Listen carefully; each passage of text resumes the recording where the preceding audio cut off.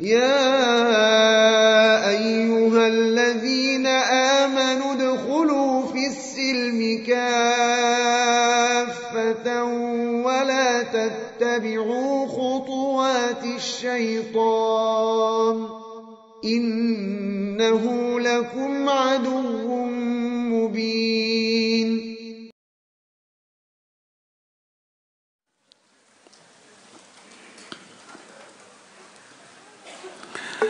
Bismillahirrahmanirrahim. Ustaz, cita-cita ingin masuk surga.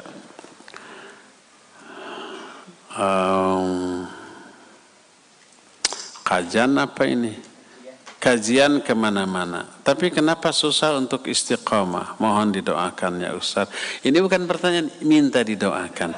Semoga yang bertanya ini diberikan sikap istiqamah oleh Allah di atas al-haq, di atas sunnah ya. Allahumma amantu bik farzuqnil istiqamah ya. Itu doanya. Allahumma amanna bika farzuqnal istiqamah. Ya Allah, kami beriman kepada Engkau, maka rizkikan kepada kami sikap istiqamah. Salah satu cara agar kita bisa istiqamah adalah coba di tabligh akbar yang akan datang, tidak oleh saya, oleh siapapun, bahas kiat meraih istiqamah. Itu saja usulan. Jadi jawaban atas pertanyaan ini, adakan kajian dengan tema meraih sikap istiqamah. Apakah dibenarkan jika salah satu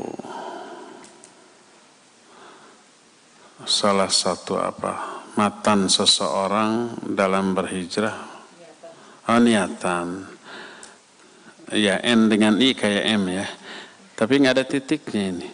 Niatan seorang dalam berhijrah adalah untuk mendapatkan pasangan yang soleh, yang dengannya diharapkan bisa saling mengingatkan dalam ketakwaan dan agar dapat masuk surga Allah. Kitanya berhasil, dianya gagal. Nggak ngerti ya. Kita ingin memperoleh pasangan soleh, dianya nggak memperoleh pasangan soleh kalau berjodoh dengan kita. Barakallahu fiik. Pertama nih, niatkan apapun yang kita lakukan dalam bentuk ibadah untuk memperoleh apa-apa yang ada di sisi Allah SWT, bukan untuk memperoleh apa yang di sisi manusia atau dunia. Seperti apa yang ada di sisi Allah itu ampunannya, pahalanya, ridhonya, rahmatnya, surganya, dan seterusnya. Kecuali apabila ada nas, baik ayat ataupun hadis yang menjanjikan dunia dengan amalan yang diperintahkan. Seperti silaturahmi. Silaturahmi amalan agama, diperintahkan oleh Al-Quran, oleh hadis yang sahih. Lalu Nabi SAW mengiming-iming dengan iming-iming dunia agar kita bersilaturahmi. Beliau bersabda, "Man ahabba ayyubsata fi rizqihi wa ayunsha'a fi athari falyasil rahimah." Hadis ini sahih riwayat Imam Muslim. Siapa orang yang ingin diluaskan rizkinya dan dipanjangkan umurnya, hendaklah dia silaturahmi. Panjang umur dan luar rizki itu dunia apa akhirat? Dunia. Tapi ini dijanjikan oleh Rasulullah SAW. Boleh meniatkan, kalau ini sebagai tabi boleh, tapi sebagai pokok jangan. Tapi itu salah satu yang kita ikutkan ke dalam niat silaturahmi. Niat pokoknya lillahi ta'ala, ingin pahala, ingin ampunan, ingin ridho Allah, ingin rahmat Allah, ingin surga Allah dengan amalan silaturahmi ini. Tapi karena Nabi SAW menjanjikan ini, ya kita ikutkan itu. selain pahala, selain ampunan, selain surga, semoga rezeki kita diperluas dan umur kita diperpanjang dengan silaturahmi. Kedua, rizki jodoh Allah yang menentukan, Allah yang pilih.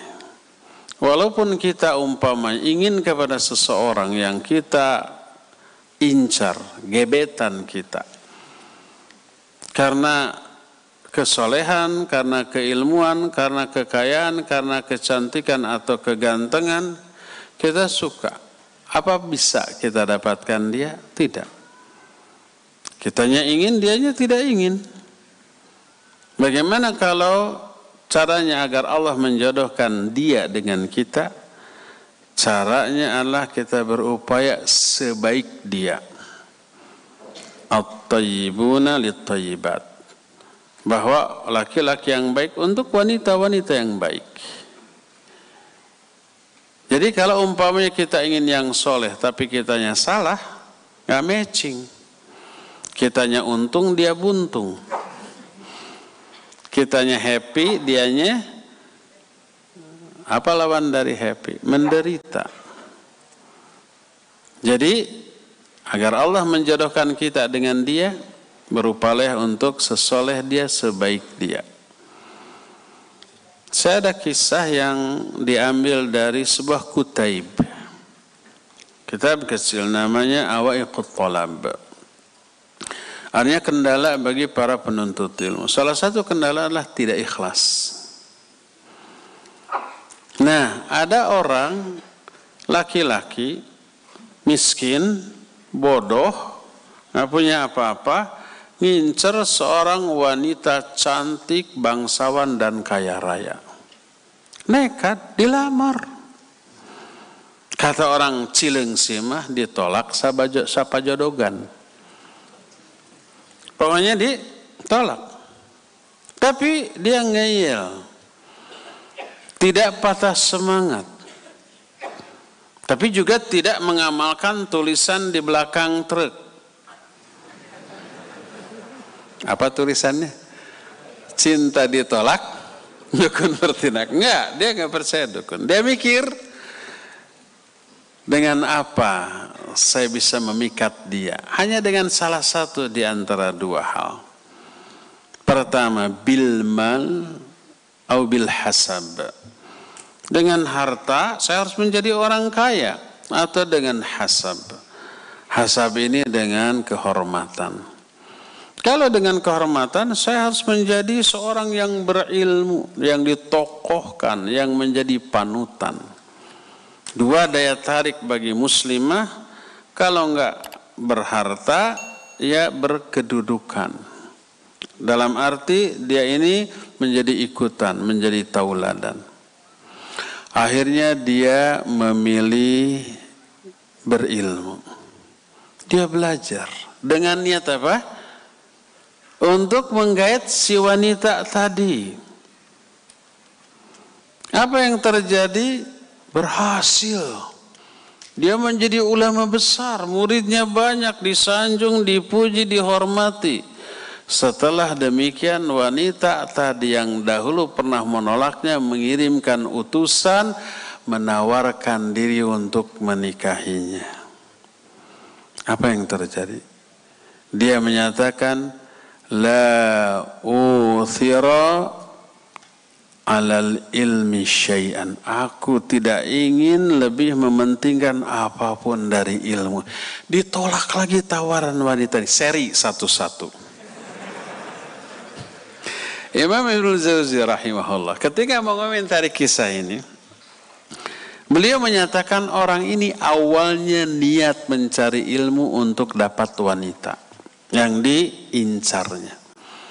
Dan ini niat yang salah apa yang buruk? Salah dan buruk. Tapi kenapa berhasil? Di tengah jalan dia faham.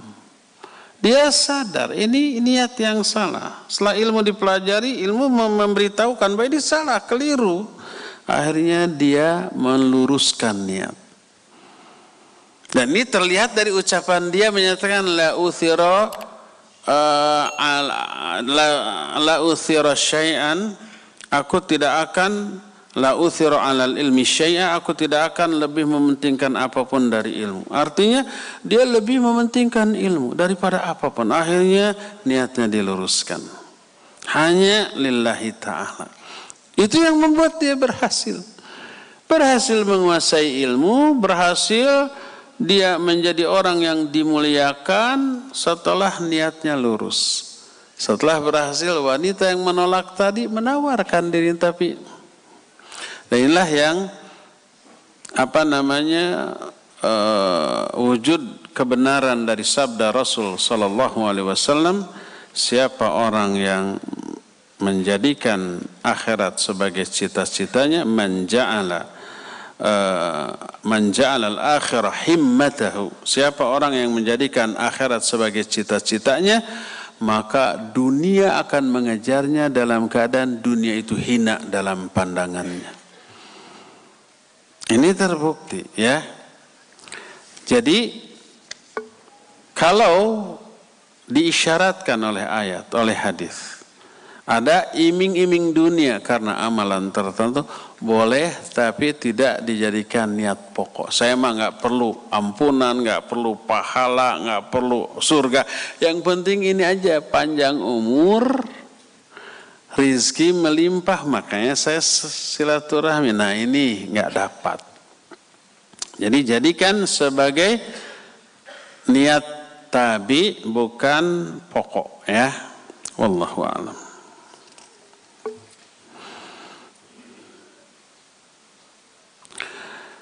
Ustaz, berapa hadis menerangkan orang yang mati sakit perut masuk surga, orang yang tenggelam masuk surga? Pertanyaan, apakah kematian seperti apa saja yang bisa menghantarkan seseorang ke surga? Ya betul tadi. Pertama, mati dalam keadaan ibadah, husnul khatimah. Tapi ibadah yang sesuai sunnah. Ada dulu pernah kejadian, dan ini banyak ditanyakan. Saya menjawab tidak ingin mengomentari peristiwa yang terjadi. Ada sebuah perayaan yang secara syar'i bid'ah, tapi di sana ada bacaan ayat Al-Quran. Ketika membaca ayat Al-Quran mati. Orang-orang semua menyatakan husnul khatimah. Tapi perayaannya adalah bid'ah. Dan seterusnya. Nah, coba saya kasih ilustrasi. Kalau seseorang sholat subuh 3 rakaat, dia ibadah apa sedang bermaksiat? Bermaksiat kepada Allah karena menambah jumlah rakaat. Di rakaat ketiga lagi sujud dia mati. Itu mati dalam keadaan ibadah atau mati dalam keadaan maksiat? Maksiat. Tapi orang awam, orang bodoh, wah dia husnul khatimah karena mati dalam keadaan sujud. Tapi sayangnya sujud ketiga di sujud rakaat ketiga di salat subuh yang harusnya 2. Sul khatimah.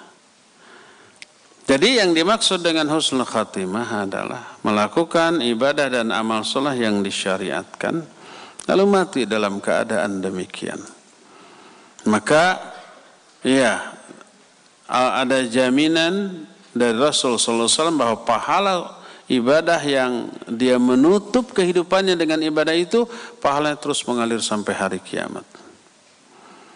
Termasuk hari Jumat, malam Jumat meninggal, ya. Termasuk umpamanya kebakar, termasuk kena reruntuhan dan seterusnya, itu adalah kematian yang dianggap husnul khatimah. Diterangkan oleh Syekh Al-Albani rahimahullah di dalam kitab Ahkamul Janaiz bab alamati husnul khatimah. Apakah orang Islam yang baik dan menjalankan sholat serta puasa wajib tapi tidak menutup aurat dan juga tidak mengenal sunnah akan masuk surga? Pasti masuk surga. Semua orang Islam pasti masuk surga. Cuma ada yang langsung, ada yang wayahna, kata orang Cilengsi mah. direndam dulu di neraka. Selama apa? Sesuai dengan kadar dosa. Jadi dosa-dosa yang dilakukan oleh manusia seperti tidak menutup aurat, tidak mengamalkan sunnah, itu amalan yang terancam, ini terancam ya, bukan pasti, terancam oleh neraka. Apakah dia pasti masuk neraka? Belum tentu. Tergantung apa? Kalkulasi dari seluruh amalan. Selain dosa kan dia ada ibadah ya, ada pahala ya, ada pahala sholat, ada pahala saum. Tadi disebutkan sholatnya, saumnya, mungkin sudah umroh, mungkin sudah haji, mungkin infak dan sedekah, mungkin wakaf, mungkin membangun masjid gitu. Tapi dia tidak menutup aurat, dia juga melakukan kebid'ahan. Tidak menutup aurat, melakukan kebid'ahannya dihitung dosa. Ketika sholatnya, ketika saumnya, ketika ibadahnya dihitung pahala. Nanti semua dikalkulasi, ditimbang. Fa amma man thaqulat mawazinu fahuwa fi 'ishatir radiyah. Jadi kalau lebih berat pahala kebaikan, dia ke surga langsung. Fahuwa fi 'ishatir radiyah. Dia berada dalam kehidupan yang dia ridho dengan hal itu. Dalam riwayat lain fi jannatin aliyah. Terus gimana anunya, dosa-dosanya terhapus oleh sebagian kebaikannya. Innal hasanati yudhibnas sayyi'at. Kebaikan-kebaikan menghapus dosa-dosa kesalahan. Umpama contoh kalau dihitung dengan angka, kebaikannya 1000, dosanya 200. Maka diambil 200 kebaikan menutupi, menghapus 200 dosa. Dosa habis. Saldo yang tersisa pahala 800. Ini saldo pahala yang tersisa menentukan tingkatan dia di surga. Lebih banyak saldo, lebih tinggi intinya.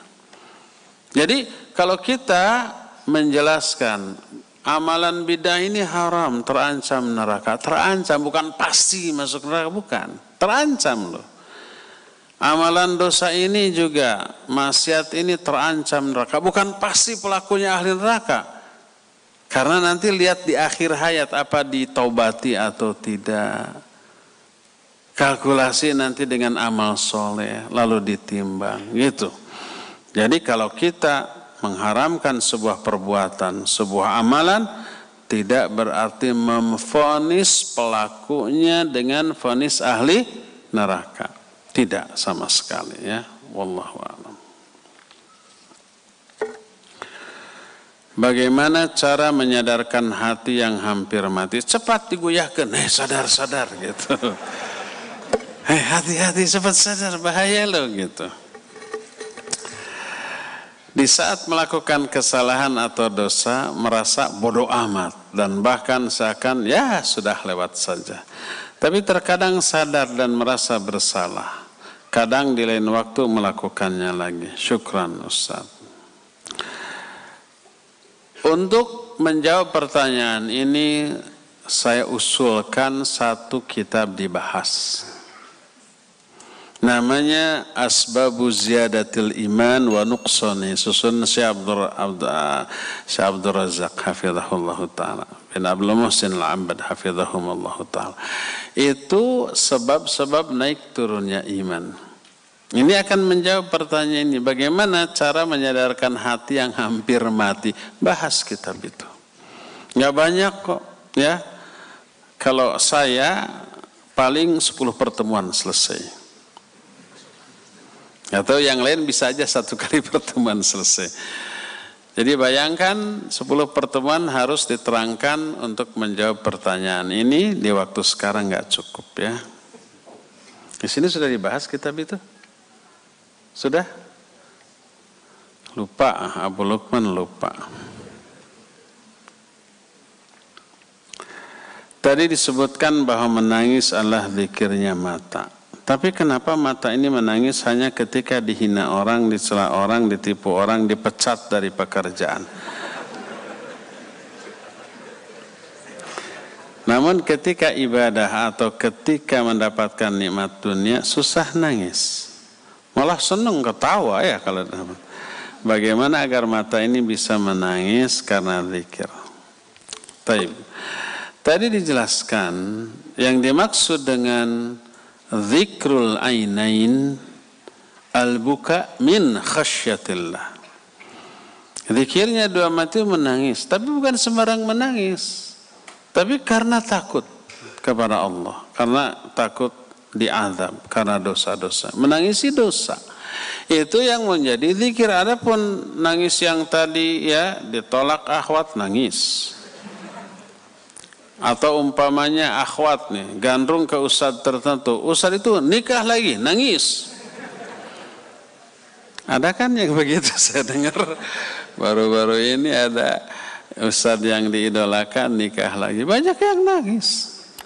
Saya lagi berzikir dengan mata, itu bukan berzikir, cengeng, cemen. Jadi yang dimaksud dengan zikir dalam bentuk menangis karena takut kepada murka dan azab Allah, bukan karena hal-hal yang seperti itu. Bagaimana caranya agar kita bisa begitu? Sama dengan yang tadi bahas kitab Asbabu Ziyadatul Iman wa Nuqsanuhu. Sebab apa? Sebab itu berkaitan dengan kondisi iman, ya. Terakhir ya, mohon maaf tidak semua pertanyaan bisa dijawab.